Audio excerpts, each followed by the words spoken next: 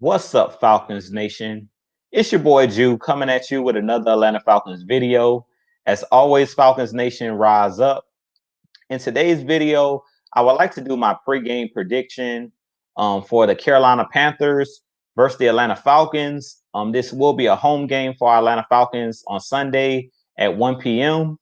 But if you're new to the channel, please hit that subscribe button, hit that notification bell so you'll know when I've done Atlanta Falcons content. Hit that like button for your boy. I do appreciate you guys continuing to tune into the channel, continue to help me grow this thing. Let's continue to grow towards 1,000 subscribers. But I do appreciate you guys for all of your support. But with that being said, let's go ahead and jump right into the video. So as I was stating, on Sunday, we will be taking on the Carolina Panthers at 1 p.m. This will be a home game, and this is our first NFC South matchup. So this is a huge game for our Atlanta Falcons. We have started the season off at 0-4, and we have dug a pretty big hole for ourselves to have to dig our way out. The playoffs is still a possibility. Even the division is still a possibility with the Bucks losing last night. They're sitting at 3-2 right now. The Saints, I believe, are 2-2, and the Panthers are 2-2. So right now at 0-4, we're at the bottom of the division. Both in the NFC South and in the NFC, we're at the bottom of both the divisions, whether it's the NFC as a whole or whether it's our personal division, the NFC South division. We're at the bottom. So the only place for us to go as Falcons fans is up. I do think that these players are going to fight back. I don't think the players have given up. And this is really going to show how much heart our team really has heading into this week against Carolina. This game is going to tell me a lot about our team and what type of players we have, what type of coaching staff we have. Are these players and is our team just going to lay down, or are we going to go out there and fight back and try to get back in the playoff picture and possibly try to win this division still? Now, a couple injury. I want to give a couple of or talk a little bit about the injuries heading into this game for the Carolina Panthers. The biggest injury is Christian McCaffrey, who's been out for about 2 weeks now. He will not play in this matchup. They've been actually playing Mike Davis, who's the backup running back, who's played pretty well in the absence of Christian McCaffrey. But we all know that the heartbeat of that team is Christian McCaffrey, pretty much the whole focal point of that team, especially on the offensive side of things. He's the engine that makes that team go. Yes, Carolina is currently on the win streak. They have won 2 games in a row. So they are coming in hot. So we definitely going to have to be ready and motivated to go out there and prove that we're better than our 0-4 start. Bill Parcells once said, "You are what your record says you are." So it's for our players to go out there and prove that they're better than what they started off. It's not about how you start, but it's about how you finish. So let's see if our team can go out there and put a better product out there this week. Let's see if they can go out there and we can get on the winning streak of our own. But with that being said, on the Atlanta Falcons side of things, as far as injuries, as we know, big news came out a couple of days ago. AJ Terrell, the cornerback out of Clemson, our first round draft pick, has been taken off of the COVID list and has returned to the team and been activated back on the roster. He has been practicing this week, which is huge news for our Atlanta Falcons because we are really nicked up in our secondary. As you know, Demonte Casey did go down with an Achilles rupture Monday night against the Green Bay Packers. So I wish him nothing but the best. As you know, that injury is really hard to come back from. Ricardo Allen and Kean Neal actually ruptured their Achilles. So it's just a weird injury, a freak incident. I wish him nothing but the best. Demonte Casey is one of those guys that was in a contract year. So I just feel heartbroken for him to go down with that injury while he's trying to make money for his family and trying to perform for a new contract. I don't know if the Falcons are going to bring him back next year due to this injury, or I don't know if he was going to be brought back anyway. But I do wish him a speedy recovery. On the back end as well, as you know, Darqueze Dennard is another guy that's currently on IR. He's on the temporary IR, short-term IR or temporary IR for about 3 weeks with that hamstring injury that he had 2 weeks ago against the Chicago Bears. So we're really shorthanded on the back end. So getting AJ Terrell back activated is going to be huge for our team. Now we have two solid corners with him and Kendall Sheffield. Both of those guys, to me, can possibly be lockdown corners for us. Kendall Sheffield played really well in that game Monday night against the Green Bay Packers. He was the only, or one of the only bright spots on the defense, on especially in the secondary on Monday night. So I expect these guys to play well, him and AJ Terrell to play well, and possibly give that secondary a boost. Excuse me. Also, injury on the injury side of things for our Falcons, Pat McKinley, who is battling that groin injury, has been practicing in a limited capacity. They said that he could possibly return this week. So if we could get him back, that would be big as well, because our pass rush took a serious dip when Pat McKinley went down with injury. Charles Harris has been the surprise player for our Atlanta Falcons. To me, he's been probably the second best pass rusher on the defensive line so far this season. I believe he has 2 sacks already on the season. I think he leads the team in sacks, if I'm not mistaken. So Charles Harris has proven that he's a guy that could possibly continue to get snaps even when Tack comes back. He can be one of those guys that we use in rotation. But I think it'll be big if we can get Tack back for this game. Also, Marlon Davidson is another guy who was returning from injury. He actually got injured during training camp, during the mini training camp that we did have. He actually started the season basically injured, and he has made his return, but he's a player that's been nicked up with injuries as well. He was limited in practice as well.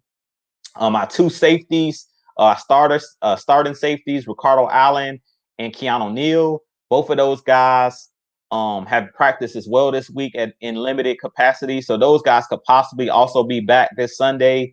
If we can get those guys back, that'll be a big deal for our Falcons, because on that back end, Ricardo Allen is the leader. He is that communication piece for those younger players in the secondary. And Kean O'Neal is another player that's a veteran player. And even though Kean O'Neal doesn't talk a lot, he also is one of the leaders and one of the tone setters on that back end.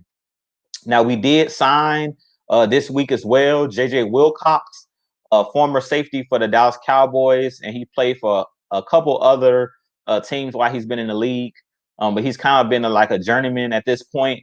But we did bring him back into the fold due to the injuries that we had in the secondary.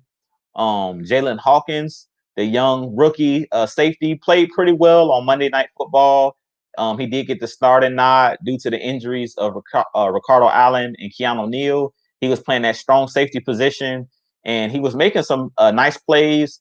He looks like he's a very physical safety, but he actually had a concussion last week in that Monday night game. So he's another player that's currently in the concussion protocol, and I'm not sure if he'll be back this week because he's still in concussion protocol.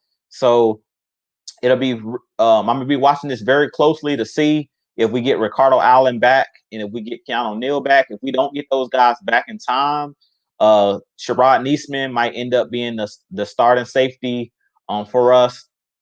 And I'm not too sure who else will be back there with Sherrod Niesman, but I know he'll be one of the players that they'll probably play. I think J.J. Wilcox was actually put on the practice squad. I don't know if he was activated, but if he's activated, he could possibly be another player that they play in that safety position until Ricardo Allen and Kean O'Neal get healthy. It was good having Foye Oluokun back last week. He played really well for us, even though he did blow an assignment when he was in coverage. He did a pretty good job of playing physical. He had a nice tackle on Aaron Jones, and he was playing really physical, flowing sideline to sideline. Him and Deion Jones had a pretty good game, even though it was a quiet game and we didn't see any big turnovers. Both of those guys played well. So I expect this to be a good game. I do want to talk about my keys to victory for this game for our Atlanta Falcons. So let's jump right into that. My keys to victory for this game, it all starts with up front with our defensive line. We have to pressure the quarterback. Teddy Bridgewater is now the starter there in Carolina.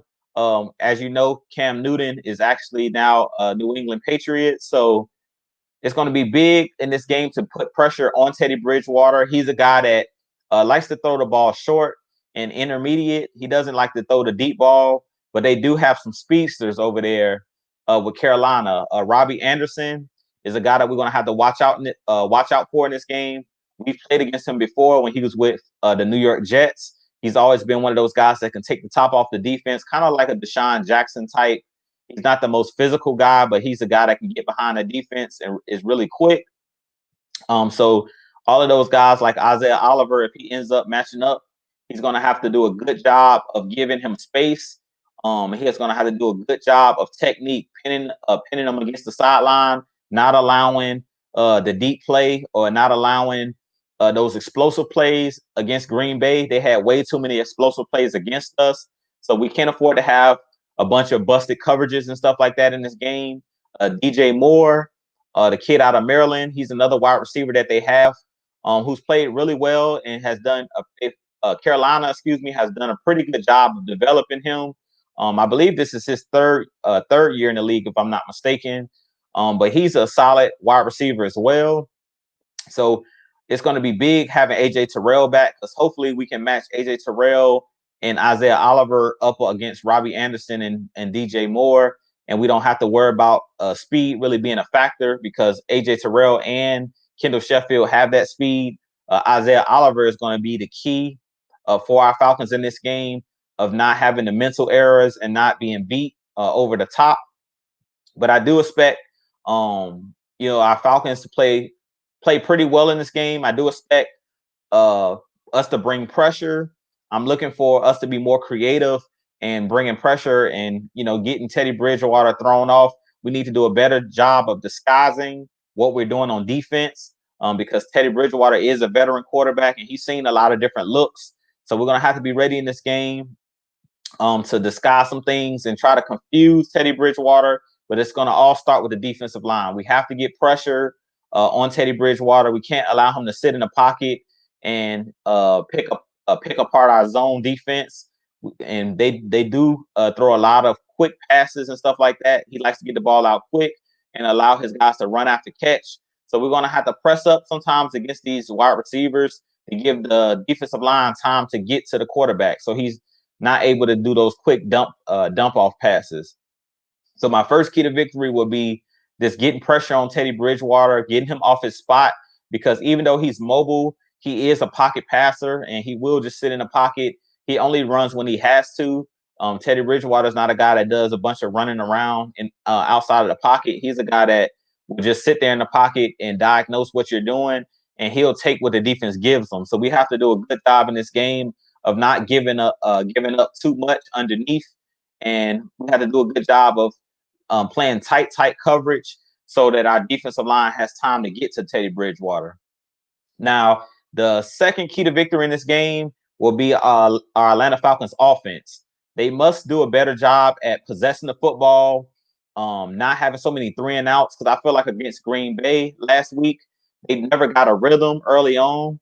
To me, the timing and stuff like that was thrown off of Matt Ryan. Part of it was Zadarius Smith and that defensive line of Green Bay putting pressure on Matt Ryan. But the other thing was guys just not making plays. Calvin Ridley had a really rough game. He had 0 catches. He was slipping and falling and stuff like that.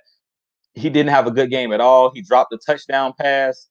So it's going to be a huge get-back game for Ridley, a huge get-back game for Matt Ryan. This is their chance to redeem themselves and prove that Monday night was just another game. It was just a one-off. These guys are really going to have to come out there and perform. I don't believe Julio Jones will play in this game because he's still battling that hamstring injury. He hasn't practiced all week, and he didn't look good on Monday night. And being that this is a short week because we played on Monday Night Football, we traveled to Wisconsin. I don't expect to see Julio Jones in this game. So I'm really going to need Calvin Ridley to stand up, step up, and prove that he's ready to take over the mantle once Julio Jones does step away from the game, whenever that is. This is going to be Calvin Ridley's chance to prove that he has the capability of being a number 1 receiver one day in the future. And I really think that he's going to have a bounce back game. I also think that Russell Gage and Lamade Zaccheaus, both of those guys, I think are starting to break out and bud and come into their own and blossom. I saw some things I liked out of Olamide Zaccheaus last game. He was one of those guys that looked like he was on the same page with Matt Ryan on those timing routes. He looked really good in the slot. He was one of those guys that I think he almost had last game 100 yards receiving. I believe he had like 86 yards receiving against Green Bay, and I think he led the team in receiving yards against Green Bay. So he's one of those guys this week that possibly can get more looks due to Julio not being in the game. So I'm gonna need Russell Gage and Olamide Zaccheaus to have big games for us, because in this game, even though I expect Ridley to have a bounce back game, I could see the Carolina Panthers double teaming him if Julio Jones is not out there. So they could be trying to bracket him a lot. I could see a lot of bracketed coverage being played against Calvin Ridley. So this is going to be Russell Gage and Olamide Zaccheaus a chance to get those one-on-one matchups, and they have to win these one-on-one matchups against the Carolina secondary. Also, Hayden Hurst, he's another guy that I expect and I want to see more out of. I don't think that Dirk Cutter has done a good job of getting him involved in the offense enough. I feel like Matt Ryan's best friend over his career usually has been the tight ends. When we had Tony Gonzalez, and when we even had Austin Hooper, those guys catching the ball underneath. When we had Jacob Tammy here in 2016, Matt Ryan loves to look to his tight ends, especially underneath, if it's pressure on him or in different matchups. Usually the tight end has a mismatch. And in Hayden Hurst's case, he definitely has a mismatch against the linebackers of the Carolina Panthers, because Hayden Hurst is one of the most athletic tight ends in the game. So I could see Hayden Hurst also possibly having a decent game, but we just need to do a better job. And I'm speaking mainly towards Dirk Cutter with this, and our offensive coordinator. He has to do a better job at being more creative with the play designs and creating more space for Hayden Hurst and creating more opportunities for Hayden Hurst to get the football in the man-to-man coverage. Now, another big thing I can see in this game is we're going to have to be stout up front with our offensive line. I really feel like they have been playing well over the first couple games this season. They played well the first 3 games of the season, but last week they really fell apart and they didn't play well at all against Green Bay. I believe the sacks. He actually was the NFC Defensive Player of the Week. So that's never a good thing as an offensive line when opposing defensive ends or defensive linemen are the defensive player of the week for the whole conference. So we definitely have to do a better job at protecting Matt Ryan in this game. Give him time so he can get into a rhythm where he can look down and scan down the field to see who's open. I feel like last game, Matt Ryan was having to scramble too much. And I feel like that's why a lot of the timing routes that we were trying to throw, the rhythm was off because his timing was being thrown off because of pressure that was getting there immediately. So we have to do a better job at protecting Matt Ryan up front. Another thing that I'm really not liking is this battle at left guard, I believe it is, between Carpenter and Matt Hennessy. I feel like at this point, they should just go ahead and choose who the starter is going to be and put the other guy on the bench. Unless someone gets injured, I feel like at this point, James Carpenter has played well enough as the starter in the first 3 games or the first 4 games to now be named the starter. I wouldn't continue that revolving door at that position. I wouldn't continue to sub those guys in and out like we've been doing and like we did against Green Bay, because I feel like the offensive line can't gel when you don't have a consistent 5 guys out there together and you have guys coming in and out, on and off the field. If it's an injury that takes place, that's one thing, but to continue to just be swapping out guards, every possession, every offensive possession, or every other offensive possession, I feel like that also can throw off the cohesiveness of your unit.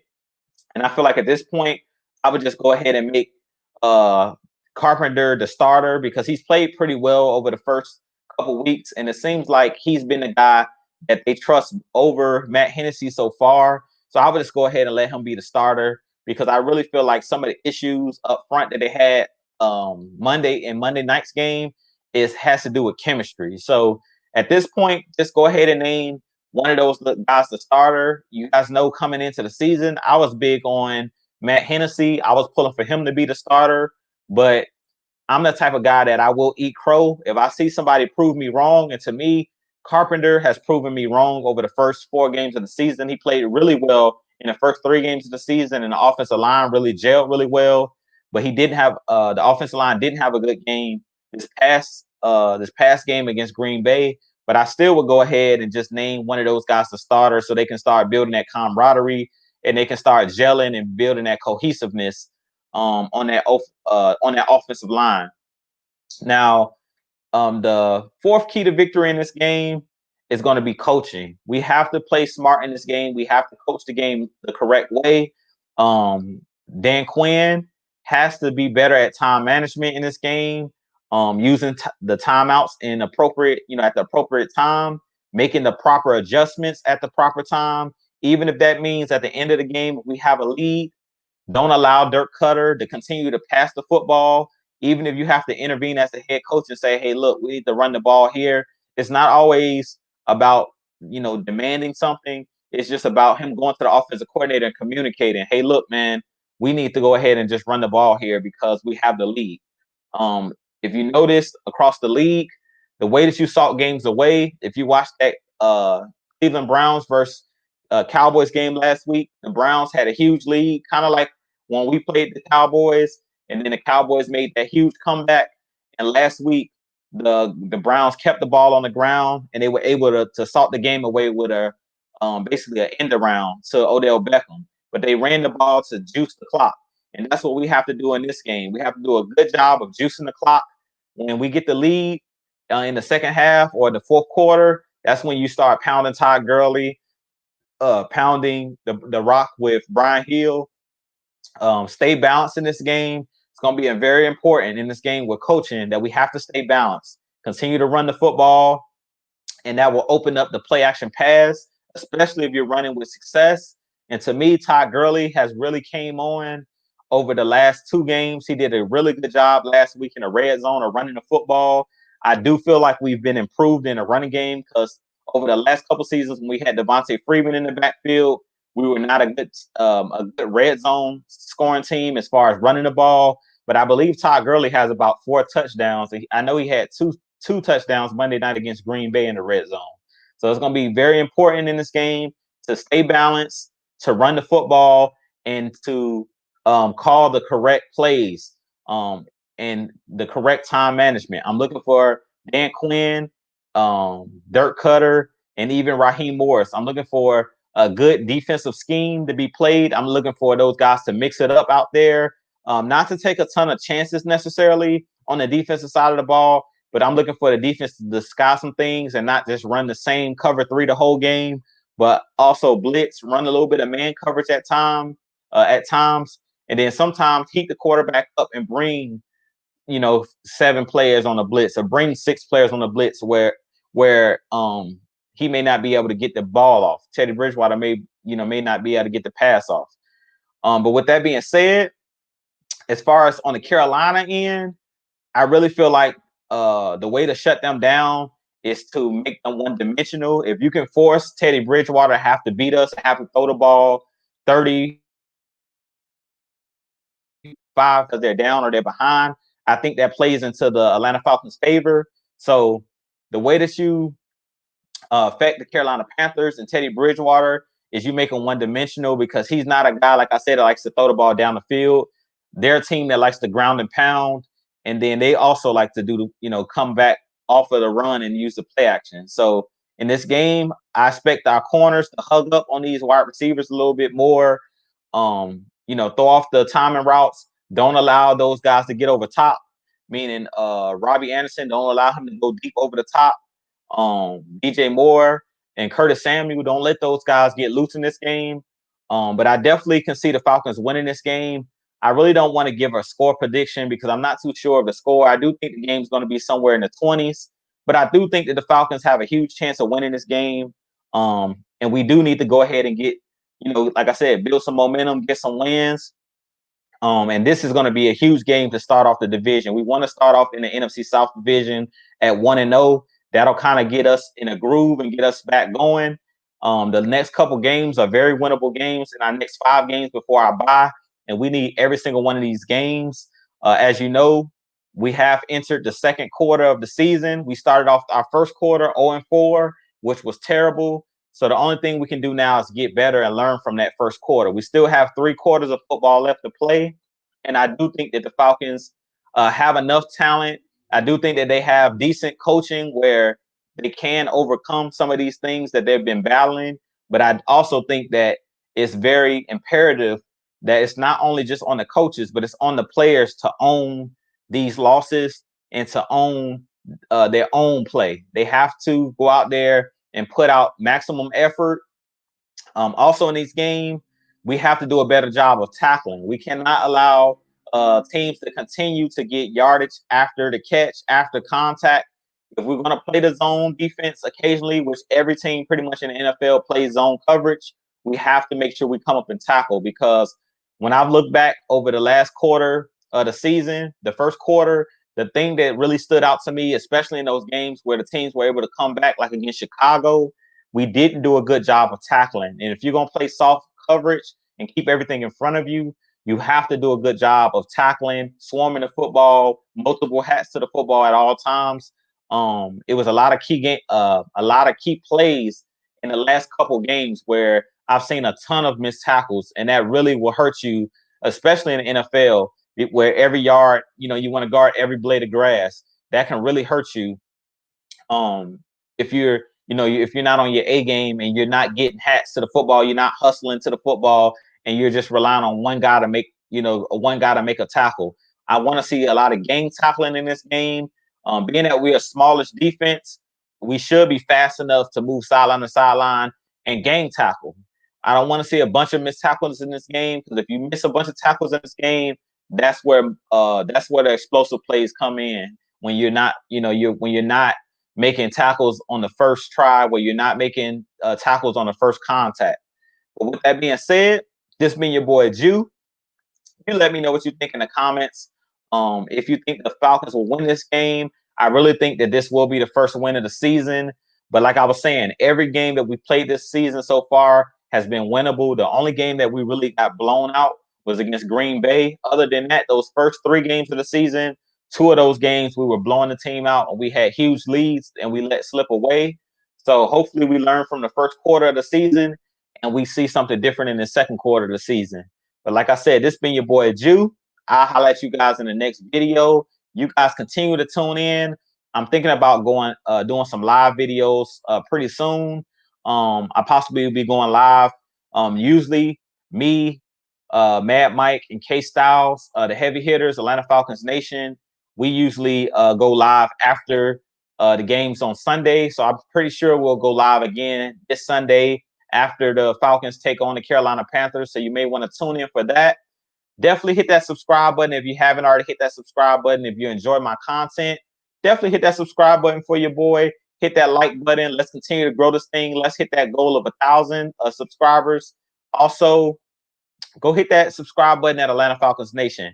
We appreciate you guys continuing to support us. Tell all of your friends, whether they're Falcons fans or not, if they just enjoy great football content, definitely let them know about my channel. Let them know about Atlanta Falcons Nation. Definitely continue to tune in every Tuesday night. Me, Atlanta Falcons heavy hitters, me, Mad Mike, and K Styles also do our show at 8 p.m. every Tuesday night, where we break down what took place on Sunday and we talk all things Atlanta Falcons football. And also continue to tune in on Wednesday night, ATLian Sports Zone, which is Big Low Country, and my boy terror artist 404, also known as Tonio. Those guys do a great job of breaking down the Atlanta Falcons as well, and their show is also at 8 p.m. on Wednesday nights. So you guys tune into them as well. But we appreciate you guys. As always, rise up, Falcons Nation. Let's get this W on Sunday, and I'll holler at you guys. Peace.